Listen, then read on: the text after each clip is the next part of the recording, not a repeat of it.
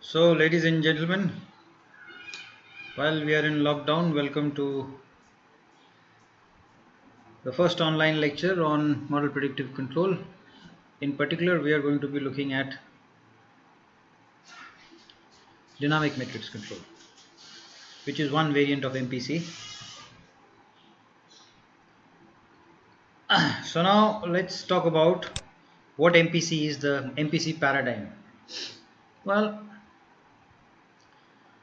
uh, the x axis is time, and let's say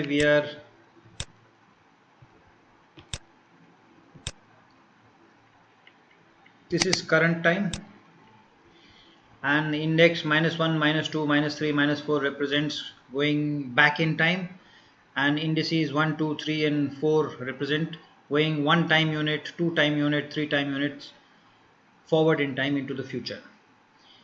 At every time unit we get a measurement,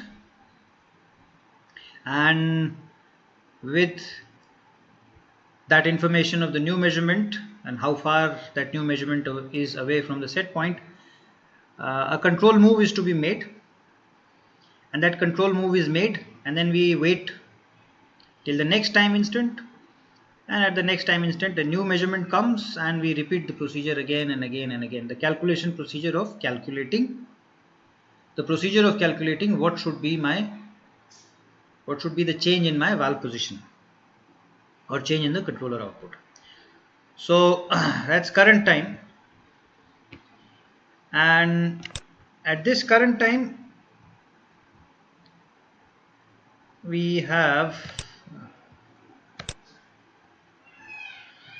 I have my past measurements, measurement measured here, here, here and here, and I also have what are the past control moves that I have made. For example, at time instant -3 I made a small step up. At time t -2, that means 2 instants earlier from now, I made a small step up, and 1 instant earlier from now, that is at time t equal to -1, at index -1 we made a step down like this. Okay, so these past measurements and past control moves are with us. I have a set point where I want my y to be, and right now you can see that wherever I am right now, which is here, is away from the set point. And now the question is, what control moves, what should I do right now, 1 instant from now, 2 instants from now, 3 instants from now? How should I move my u in the future? And I'm just showing one possible sequence. There are infinite such possible sequences in the future. We are going to make control moves until time instant m. So actually m plus 1 control moves, because the control move made at 0 at current time will also count. So there are m plus 1 control moves that I want to calculate,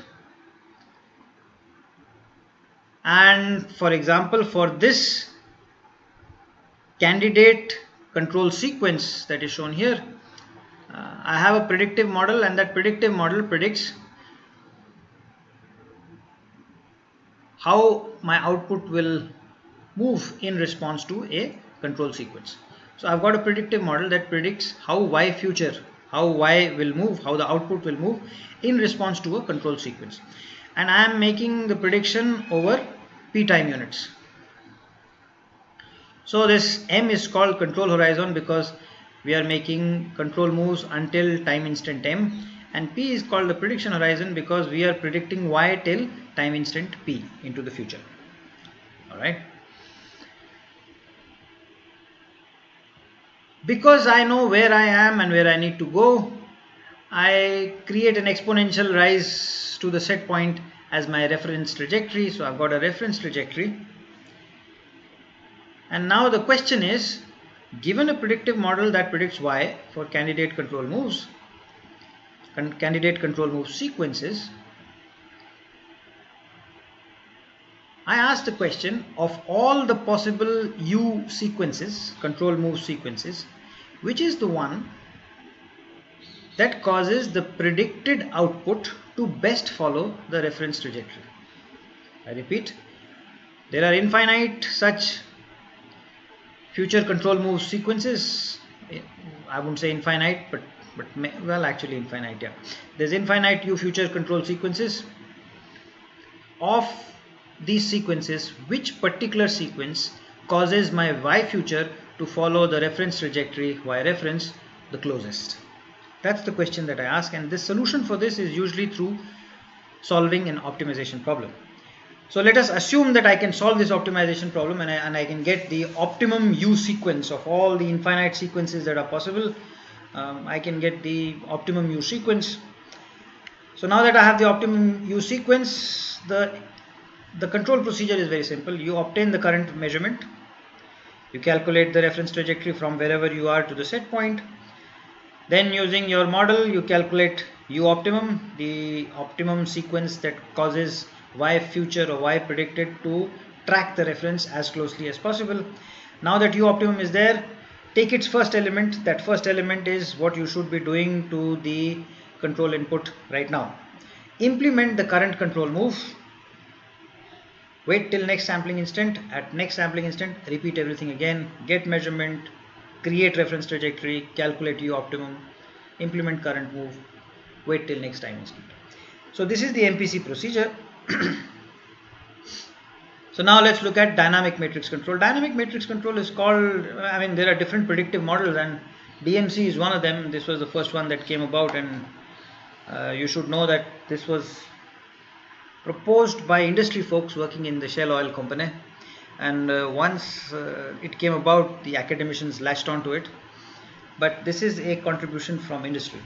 It's not an academic contribution. In fact, all good contributions have come from industry. All useful contributions have come from industry. So now, what I have in front of you, dynamic matrix control uses the unit step response for its predictive model. So there's a unit step. So this is a unit step. The blue is a unit step. In response to this unit step, the output is a typical S-shaped response curve, and it is sampled at time instant 1, 2, 3, n-1 and n. And these response, the output response at time instant 1, the response is G1, time instant 2, the response is G2, G3, Gn-1 and Gn. So these G's are called step response coefficients. So from the unit step process reaction curve, you get the step response coefficients.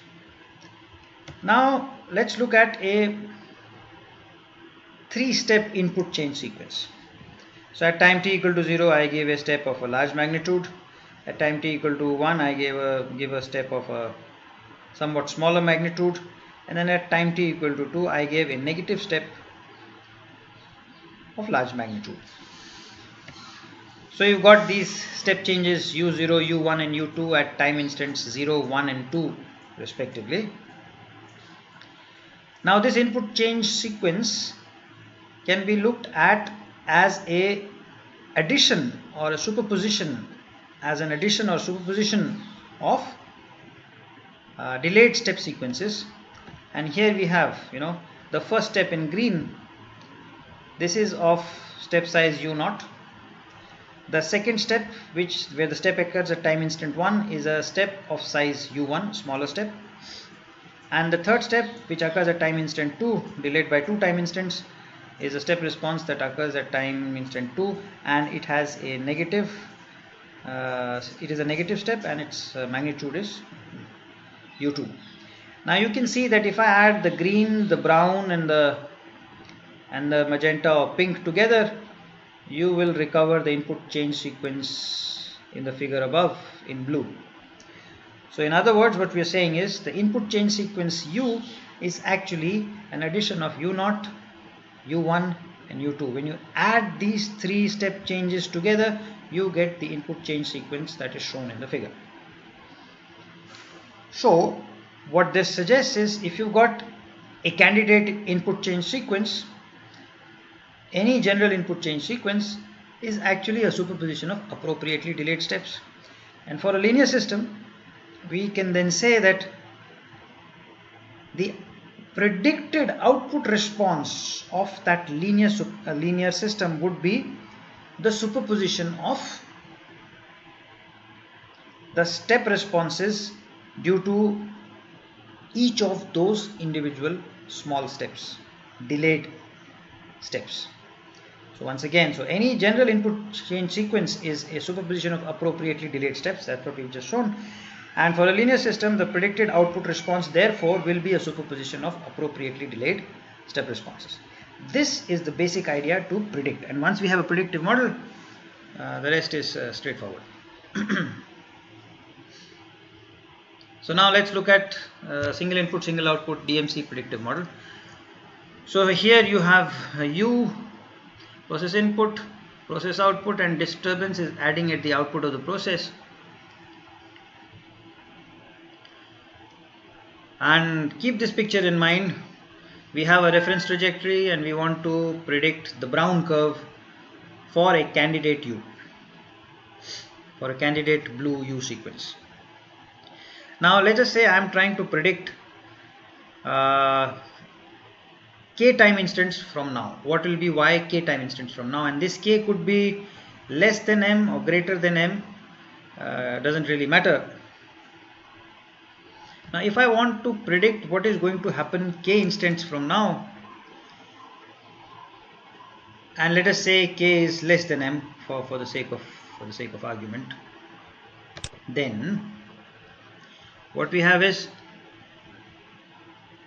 y predicted here is going to be the effect of whatever I did 1 instant from now, the effect of whatever I did here, effect of whatever I did here, effect of whatever I did there, and so on and so forth.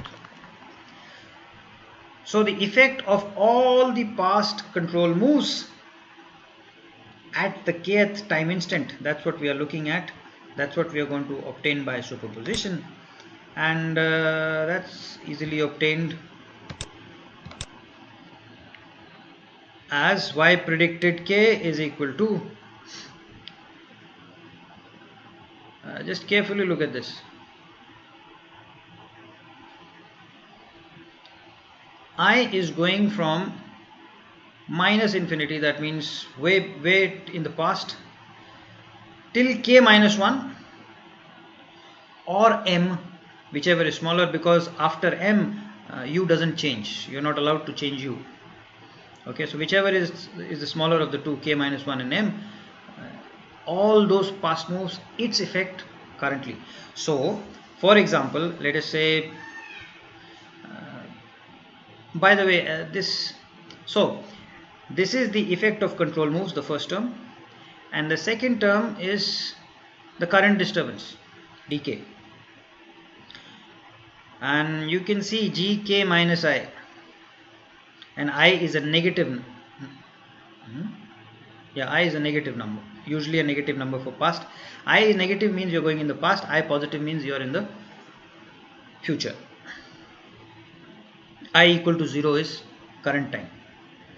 Okay, and so this superposition, this summation is the superposition of the effect of all the past control moves at the kth time instant.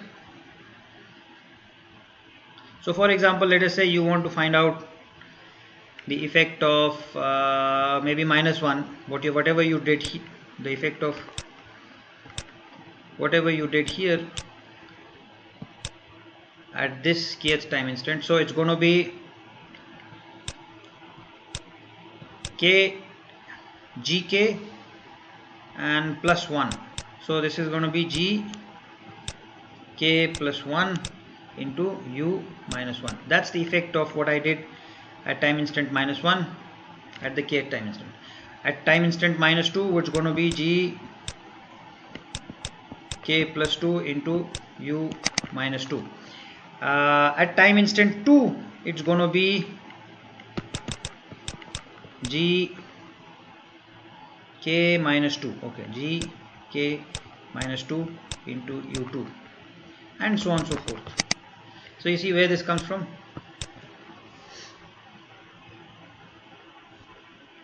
This is the superposition of the effect of all the past control moves k time instants from now. Now this guy, oh sorry, now this guy in the summation, the superposition, can be split into knowns and unknowns. What are known? Well, past control moves are known, future control moves are unknown. So we'll split it into I going from minus infinity to minus 1, that's the past moves, and then from 0 to the lower or smaller of the two, k minus 1 and m, that's the future moves. And then we'll also say dk, there's a disturbance at time instant k, we don't know, so what we will say is, okay, we can't measure dk, so we'll get an estimate of dk, and what we are saying is that the estimate of dk is the same as the estimate of the disturbance at the current time instant. That means if the disturbance right now has a magnitude x, this disturbance is going to sustain forever and ever into the future. So therefore the disturbance at time k is going to be the disturbance at time 0. We don't have the real disturbance, so we're going to say dk is equal to the estimate of the disturbance, and the estimate of the disturbance at time instant k is the same as the estimate of the disturbance at current time, and the estimate of the disturbance at current time is current measurement minus predicted y, and that comes from here. This would be the predicted y and this would be the disturbance. You subtract the two, that will be the estimate of d hat. Y minus y predicted is going to be d hat. Alright, so that's that. So if we now, what is y hat at the current time going to be? Well, y hat at current time is going to be simply this superposition of all the past moves at current point in time, and that's this guy. And if you plug this into the previous equation, what you get is this guy,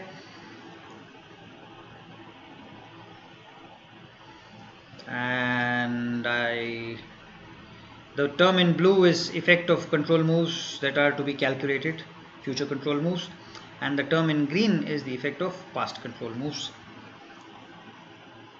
And by the way, the green can be calculated, the blue cannot be calculated because the UIs are not known. Okay, and in control literature they say that the effect of what you're going to do in the future is called the forced response. You're trying to force the system to follow the reference trajectory, and if you do nothing, the prediction that you get is because of the green guy, and that's called the free response. That means if no control is done, that means UIs are all 0. That's what you get. By the way, you should note that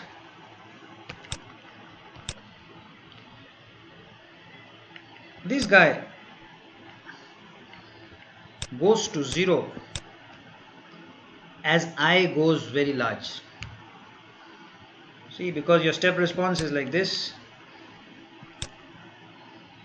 G large minus G other large, when you do this minus this, these two numbers are going to be the same. So for large I, this term vanishes. Yeah, so instead of integrating summing from I equal to 1 to infinity, we just sum from I equal to 1 to a large number, so that, and that number should be large enough so that that cancellation happens. Yeah, okay. So forced response plus free response, and now we get back. Now we get back to our business. Okay, so that's our model, predictive model. Let's start predicting what's going to be y predicted 1 instant from now, 2 instants from now, 3 instants from now. And if you do that, if you apply this, by the way, the free response which can be calculated, I'm calling F1, F2, F3. F1 is the free response 1 instant from now. F2 is the free response from 2 instants from now. Fm is, how come this is Fm? Sorry.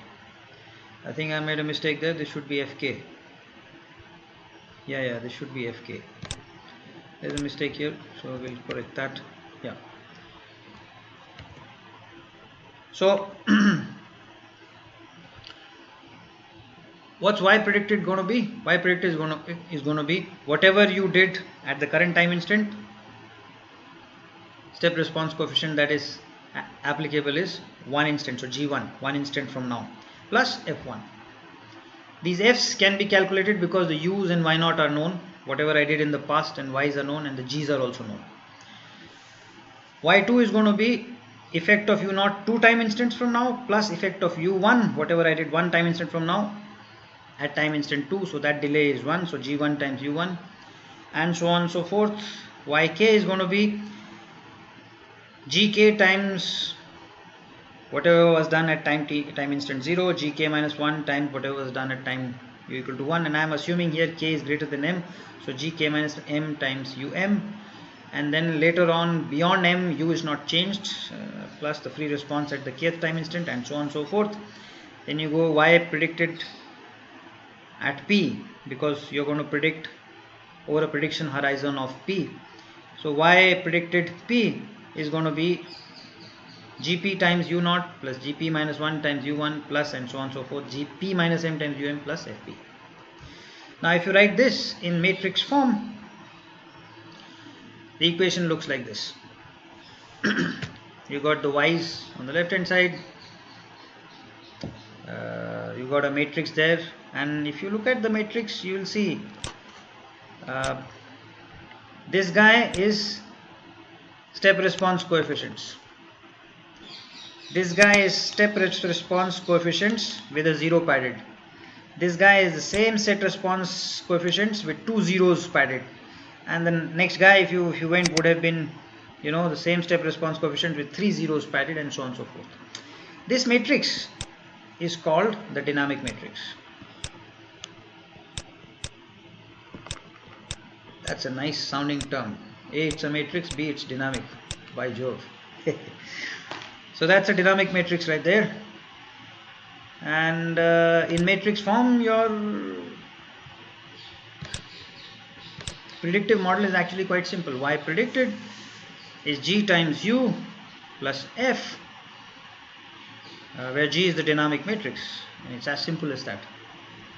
And now we have the predictive model. So what we want to do is minimize an objective J over U. What should my U be so that J is minimized, and J is typically taken as the sum of squares of the deviation of the predicted Y minus the reference trajectory. That's the first term right here. Plus there is a move suppression term added there, lambda. You penalize moves, you don't want U's to be very large, and this term is brought in to bring about stabilization.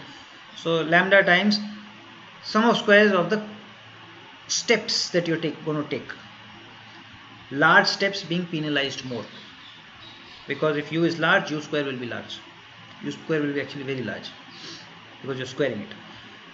So this lambda is called the move suppression factor, and if you look at this in terms of the vector notation that we had, this is essentially Y predicted minus R transpose times Y predicted minus R plus lambda times U transpose U. And now if you substitute Y predicted is equal to GU plus F, this is what you get, and if you solve it, this is what you get. So that's your objective. And for an unconstrained minimum, that means no constraints,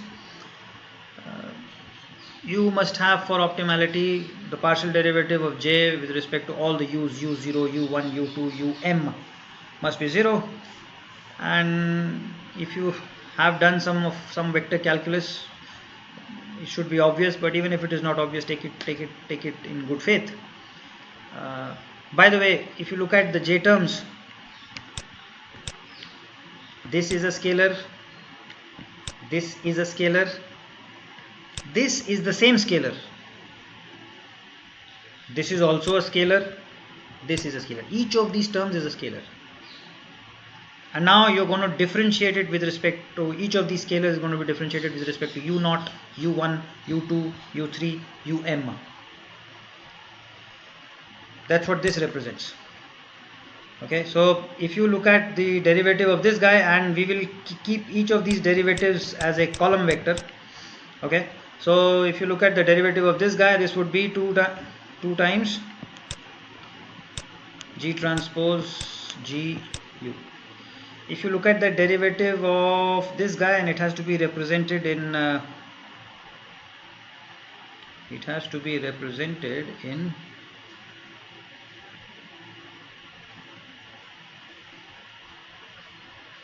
it's going to be G transpose times F minus R, because that's what is going to be a column vector. Or you could do F minus R transpose times G. Yeah, and because there are two such terms, the total derivative is again going to be twice of this. This derivative with respect to u is going to be 0. The derivative of this guy with respect to u is going to be 2 lambda times u. Yeah, so these are your derivatives. So if you apply dou j by dou u equal to 0 for all u elements, then this is what you get. And u star, the star represents optimum u, and if you solve this, keep all the u star terms on one side and take everything else to the other side, you get this equation. And then u star turns out to be G transpose G plus lambda I inverse of that matrix times G transpose times R minus F. Once you have u star, you got the optimum u0, u1, u2, u3, um. The question that you want to answer is, what should I do right now? So you implement u0, the current move, the current optimum move that gets implemented. So implement the first element of u star and then repeat the procedure at the next instant. Constraint DMC, well, the objective function is the same. You want to minimize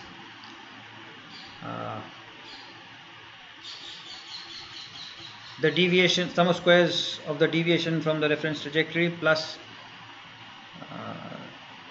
lambda times the sum of squares of the control moves. You want to minimize this over u. Predictive model is the same, y hat is equal to gu plus f.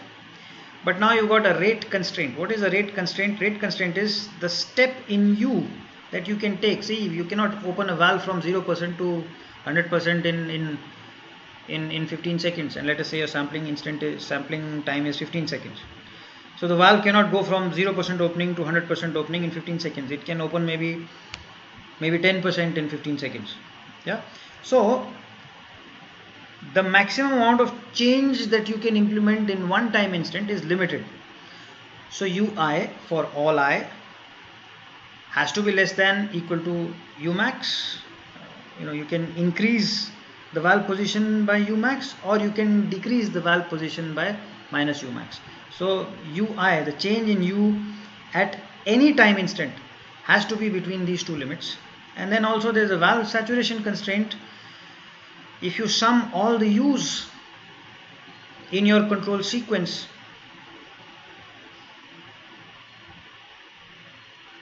oh, should it be minus?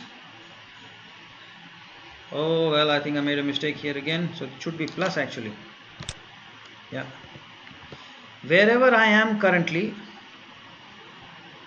and forgive all these small mistakes, but the valve saturation constraint is essentially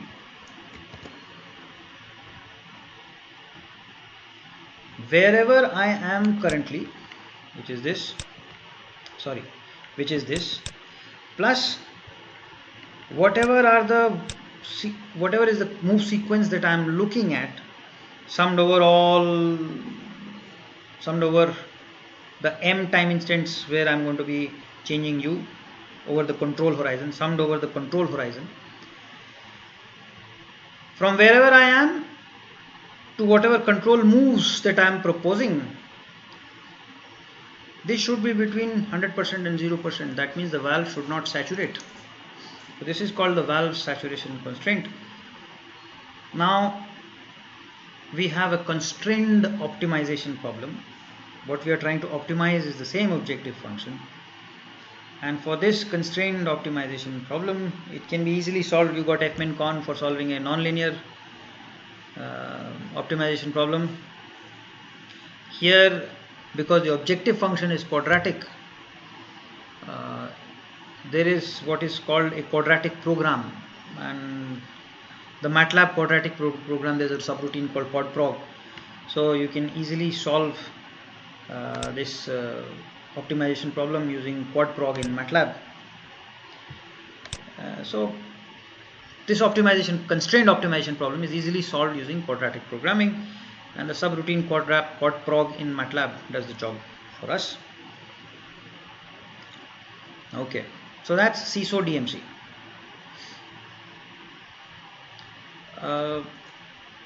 There's a little bit that's left. How do you generate the reference trajectory, and of course tuning.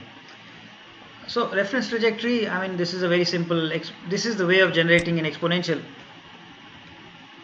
This is the way of generating an exponential, and alpha is a tuning parameter, and if alpha is 0, I go to the set point immediately.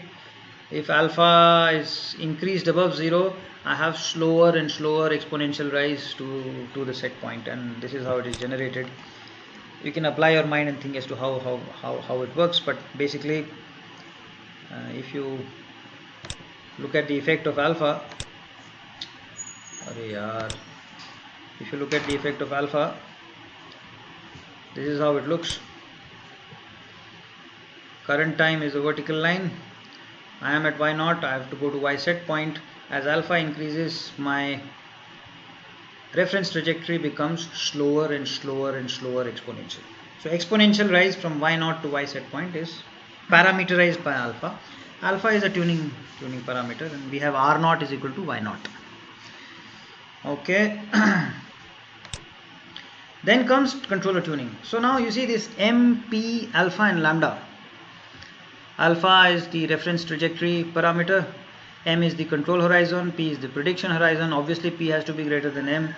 With respect to M and P, we can say that, if suppose you use too small a control horizon, then the optimizer doesn't have enough degrees of freedom, so control moves will be very aggressive because you want to get to set point. So if you want less aggression, use a large M, but then the calculations become slightly larger, but with today's computational horsepower, that's not really a problem. Prediction horizon will typically be 3 times of M, 2 to 3 times of M. Alpha, you don't want to be too aggressive. Alpha, I typically use alpha of 0.5. So usually what I do is I just take M, P and alpha to be reasonably chosen values, and then lambda is adjusted appropriately so that your closed loop response is stable and tight. The problem with MPC, DMC or any other variant of MPC is that there are no standard tuning procedures. For example, for PID controllers, you have the IMC method, you've got the direct synthesis method, you've got Ziegler-Nichols, Cohen-Kuhn, Tyrus-Liebman, and so on and so forth. There's all kinds of systematic methods, SIMCA method for tuning controllers, PID controllers, but there's no such standard tuning procedure for MPC, so we essentially do hit and trial, and that's one of the major disadvantages of MPC. But nevertheless, once you have got tuned MP, alpha and lambda properly and done your simulations and figured out that the response is okay, MPC can actually work quite well. So that's about CISO DMC. Now let's get to multivariable DMC. In multivariable DMC, what we have is, we've got right now I'm showing you a square process, but whatever is being derived is applicable to non-square systems also.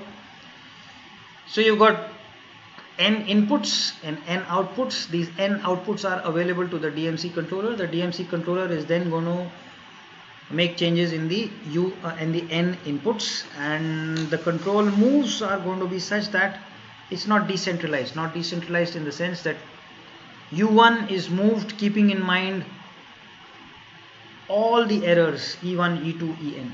U2 is moved keeping in mind all the errors. So interaction is taken care of in the control calculation. Okay. So now we have as J, we have again, now J over here is the counter for the n outputs. So J goes from 1 to n, output 1, output 2, output n, and I goes from 1 to the prediction horizon for the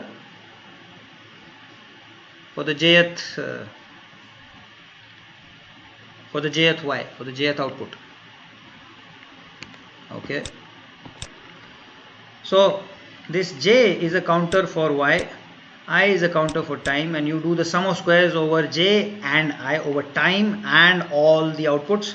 Similarly, you do a sum of squares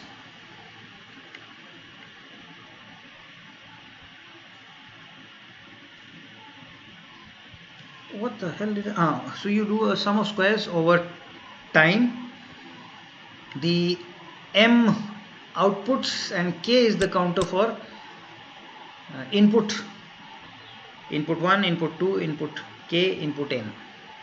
So k is the counter for input, j is the counter for output. So you do sum of squares of the deviation of the predicted output from the reference trajectory over all time and over all outputs, and you do sum of squares weighted by lambda. So lambda will have a subscript k because you can have different weighting factors for input 1, input 2, input k, input n.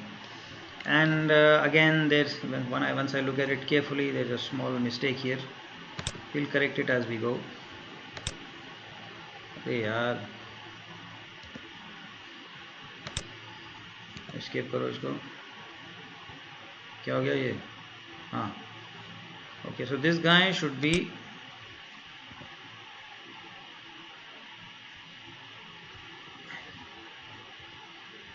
mk, the control horizon for the kth input. And then we'll say okay, shift F5, continue. Alright, so that's that. And if I write y predicted as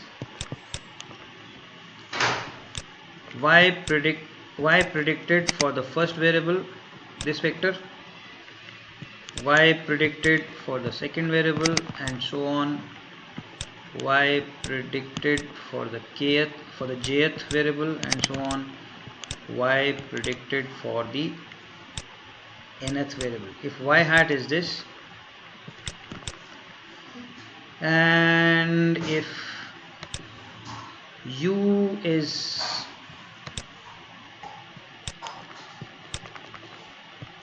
u1, u2, uk vector, अरे यार vector, and un vector. If I write it like this, then you'll find that the prediction model is exactly the same as before. The y's are stacked up like this, and now we have this guy is the dynamic matrix of the effect of input 1 on output 1. This guy is the dynamic matrix of the effect of input k on output j, and so on and so forth. Okay, so you get, and by the way, f1 is the free response of output 1, f2 is the free response of output 2, fj is the free response of output j, fn is the free response of output n. Okay, so you see that even if you have a multivariable system with each of the variables having, each of the inputs and outputs having their own respective control horizons and prediction horizons, the governing equation is still of this form, which is the same as a seesaw system.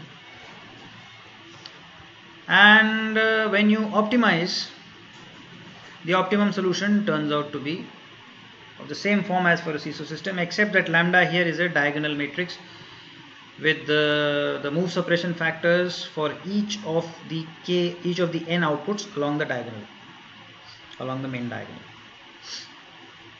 Okay, so that's your unconstrained optimum. And once you get your unconstrained optimum, you get u1 optimum, u2 optimum, u3 optimum, un optimum. The first elements of these, which is u1 0, u2 0, un 0, the first element of these is what you implement into the plant. If you want to do constrained multivariable DMC, well, again you've got rate constraints and valve saturation constraints, and these constraints are for each of the k inputs. That's the only difference. And it's just a bigger problem, and this bigger problem can still be solved using the same idea of quadratic programming, quadprog in MATLAB. So that's about DMC. I wanted to make a few comments. DMC, one variant of MPC, it does not address stability directly. Classical methods, on the other hand, directly address the main issue of stability. You calculate what will be the gain at which you're going to be unstable, and then you back off from that maximum, from that limit of instability. That's the idea of classical methods. So classical methods directly address the stability problem. On the other hand, MPC does not. What it does is it indirectly addresses stability by adjusting the objective function using primarily the move suppression factor lambda, which is, you see, when you change m and p, you're changing the objective function. When you're changing alpha, you're changing the reference trajectory and hence the objective function. And when you're changing lambda, you're again changing the objective function. So the idea in MPC is to use a large enough lambda so that you don't get instability. So one has to keep in mind that in MPC, typically people say that, oh, MPC gives you optimal control. Well, it's not really optimal in the optimal sense, because you're adjusting your objective function for stability. So since the objective function itself is getting tuned to ensure stability, it makes little sense to claim optimality of control moves compared to classical control methods. Okay. The inversion, or rather the pseudo inverse of the dynamic matrix, G transpose G plus lambda I inverse times G transpose, that's the pseudo inverse of the dynamic matrix.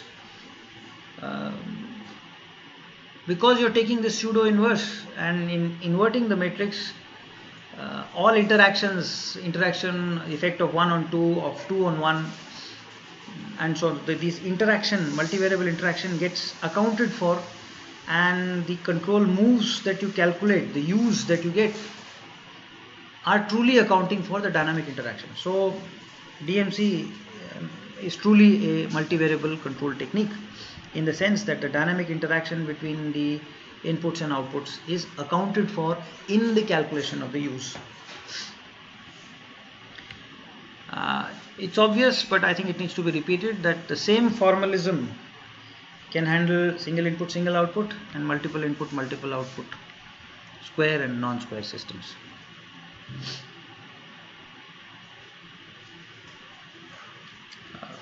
Last thing, see, MPC performance can degrade significantly as the plant model mismatch increases. So the models must be kept up to date. Otherwise, MPC controllers can go unstable. So the models and tuning must be periodically updated. And because of this extra burden of periodically updating, unless there is a significant economic benefit that MPC brings in, typically controllers are P, PI, PID in the industry. P, PI, very rarely PID. So MPC is applied only when you get significant economic benefit. After this, we are going to do a case study, but I think this lecture has gone on for too long, so maybe we'll split it into 2 lectures. I've got other slides. Last thing, no systematic MPC tuning procedures are available, unlike classical methods, and so hit and trial tuning is what typically MPC suffers from, and that's actually a major disadvantage. But nevertheless, that hit and trial tuning, if it brings significant economic benefit in its wake, then the effort of hit and trial tuning, developing the model, keeping the models up to date is worth it. Then and only then is MPC implemented. Okay. The biggest flaw, according to me, is that MPC does not directly address stability. So I think I'll end the lecture here. I've got other stuff, but this case study will probably do as the next lecture. So much for now. Thank you for your attention. We'll talk again tomorrow.